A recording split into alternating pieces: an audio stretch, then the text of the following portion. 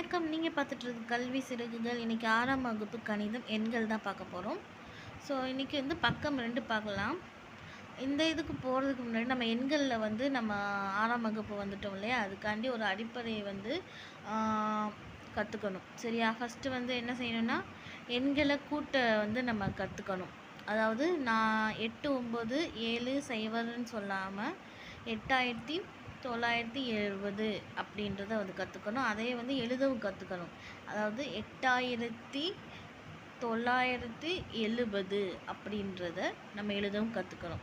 மூணாவது ரொம்ப முக்கியமான விஷயம், இதுக்கு தேவையான அடிப்படையான ஒரு விஷயம், அது பார்க்கலாம். இதுதான்.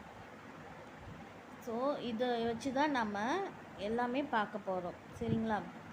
1 10 100 1000 10000 லட்சம் 10 லட்சம் கோடி 10 கோடி, இவ்வளோ தான். இதுக்கு மேலே நம்ம 6ஆம் வகுப்புக்கு கிடையாது, அவ்வளோ இல்லை. இப்போது நான் உங்களுக்கு ஒரு எக்ஸாம்பிள் சொல்கிறேன், எடுத்துக்காட்டு. இப்போ இது என்னது, 3567. நீங்கள் இதை கூட்டி கற்றுக்கிட்டால் தான் உங்களுக்கு இது ஈஸியாகவே வரும். ஏன்னா எந்த இடமே தெரியாமல் எப்படி நம்ம கற்றுக்க முடியும்? அதுதான். இப்போது 7 எங்கே இருக்குது? 1. அதாவது 1 தானே முதல்ல வருது. 1 10 100 1000 நான் சொல்லிவிட்டு அப்படி சொல்கிறேன், ஓகேவா? இப்போது 7 எந்த இடத்துல இருக்குன்னா 10ன்ற ஒரு இடத்துல, 1ன்ற இடத்துல இருக்குது. 6 10ல் இருக்குது. அப்புறம் 100 1000, இதை வச்சு தான் நீங்கள் கண்டுபிடிக்க போகிறீங்க.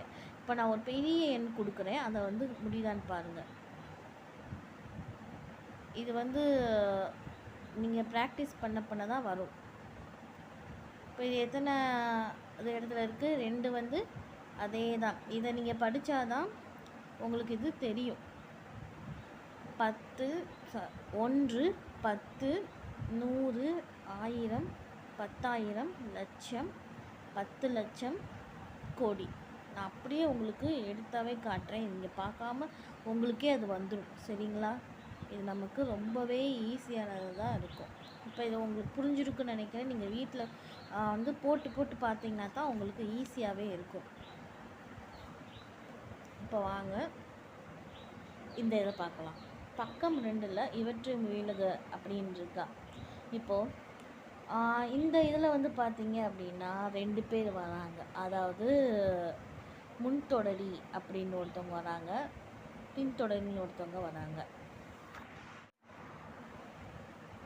இப்போ பக்கம் 2 பார்க்கலாம். இவற்றை முயல்க. இது ரொம்பவே ஈஸியான சம்ஸ் தான். சரியா? இப்போது இதில் என்னென்னு பார்த்தீங்க அப்படின்னா, முன்னின்றது ஒன்று வரும், தொடரின்றது ஒன்று வரும். சரியா? இப்போது 4576 தொடரி என்னது? இப்போது 10ஓட தொடரி அப்படின்னா 10ஓட கண்டினியூ நம்பர் என்ன? 10க்கு அடுத்து என்ன? 11, அப்புறம் 12, அப்புறம் 13, அப்படியே போய்கிட்டே இருக்கும். இதுதான் தொடரின்னு சொல்லுவாங்க. அதாவது அடுத்த எண்ணின்னு கூட நம்ம சொல்லலாம். இப்போது 4576, அதுக்கு அடுத்த இது என்ன? 4577. எப்படி பார்க்கணும் அப்படின்னா, இப்போ இங்கே நான் 2 இது எடுத்திருக்கேன். இந்த 2 எண்ணெய் என்னது? 77 நம்ம சொல்லுவோம். 77க்கு அப்புறம் ஸோ என்ன வரும்? 78. அப்படின்னா 76க்கு அப்புறம் என்ன வரும்? 77. இப்போ உங்களுக்கு புரிஞ்சிருக்குன்னு நினைக்கிறேன்.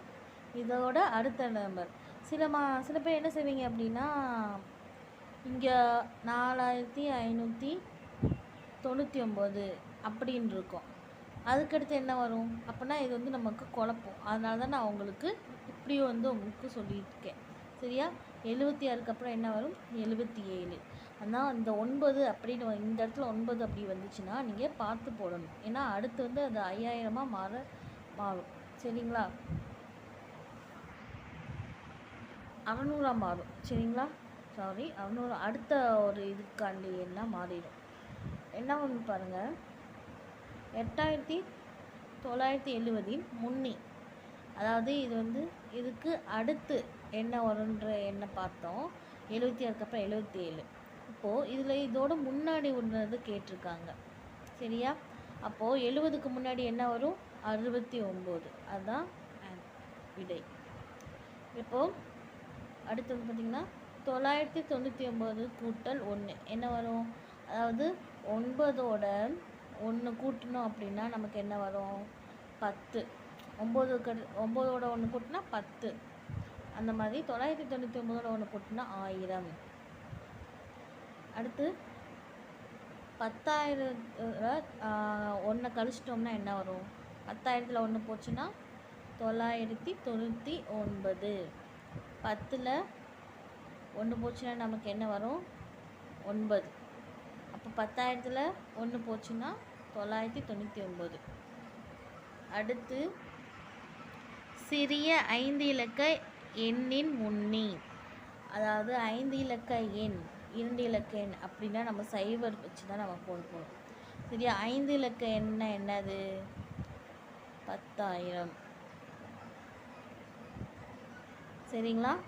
இதில் 10,000ல் 5 இலக்க எண் முன்னி என்ன வரும்? 10,000க்கு முன்னாடி என்ன வரும்? 9,999. இதை நம்ம ஒன்று கழிச்சிட்டோம் அப்படின்னா 9,999. இந்த பதிவு உங்களுக்கு ஈஸியாக இருக்கும்னு நினைக்கிறேன். அடுத்த இதில் பார்க்கலாம்.